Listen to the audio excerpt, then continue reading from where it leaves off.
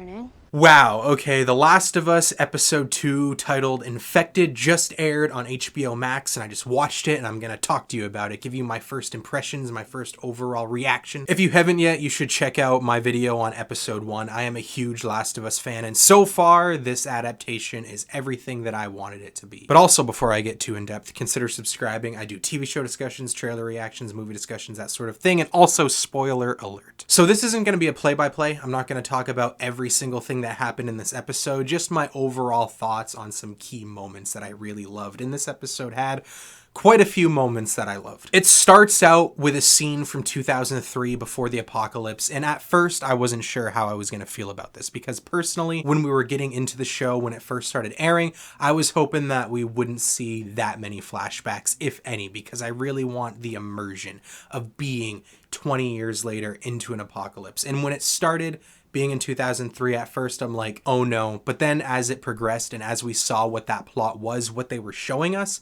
I got it and I liked it. We see, I believe, Indonesia and where the infection starts, and they're talking to the scientist, I believe, who knows all about cordyceps, and she tells this person that there's no hope, just bomb everyone. And when the person who studies this for a living tells you that there's no hope and tells you to just bomb everyone, and she wants to get out of there, you know that situation is dire. You know that there's absolutely no hope. And knowing that there's no hope, them further pushing the themes that there is no hope when it comes to this infection, when it comes to this pandemic, it really pushes into your brain even more so about how important Ellie is, and in turn how important Joel's mission is. And also, spoiler alert for The Last of Us Part 2, but how important Abby's father was as a scientist and as a medical professional. So at first I thought this flashback was kind of annoying and was going to be unneeded, but in hindsight I think that this was really important to just get the themes in place. Another thing that this episode proved to me when it comes to The Last of Us show overall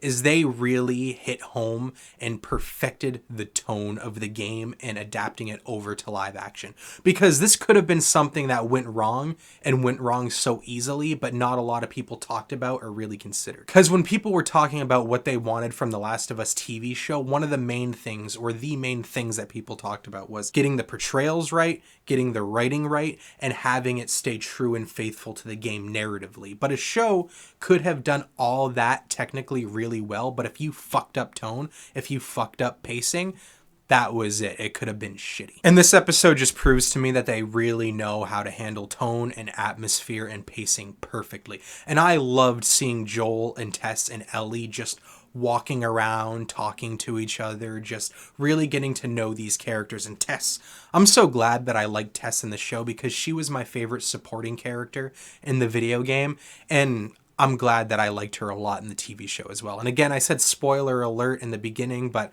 it was sad seeing her die at the end of this episode, just like it was sad seeing her die in the video game. There were some key changes that I noticed from the video game. For example, in the video game, when they get to the capital, where they go to meet the Fireflies, they're killed, I believe, by Fedra, and then Fedra shows up and Tess dies fighting off Fedra agents. That's not what happens in this episode.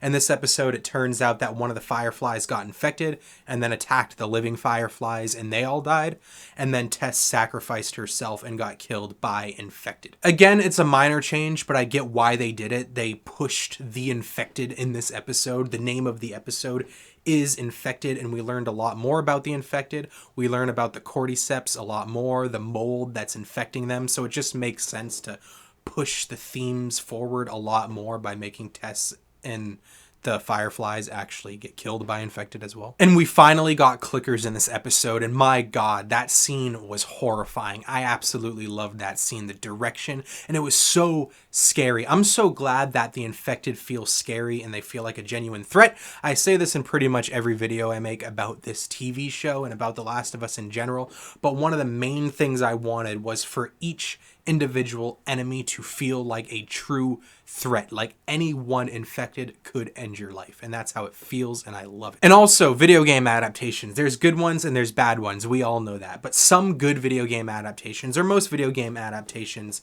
match the source material pretty well from a plot perspective, from a narrative perspective. But I don't think I've ever seen a video game adaptation do what this episode did as good as this episode did it when it comes to matching how it feels actually playing the game, actually being the person holding the controller and taking those feelings and that just like fear and adrenaline and matching it and putting it on a live action TV show. Because when they're in the museum and they're dealing with that clicker and they're trying to stealth around it and then they fuck up and they make noise and then they have to start shooting at the clicker, it felt just like playing the game, especially when you're playing it on grounded mode. Whew.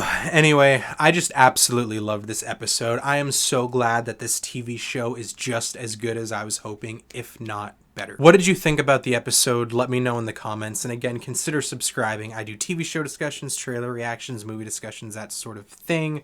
And survival horror video games. I talk about it pretty frequently. The Dead Space remake is coming out very, very soon. And I'm going to talk about that a lot. Thank you for watching, especially if you watch this far.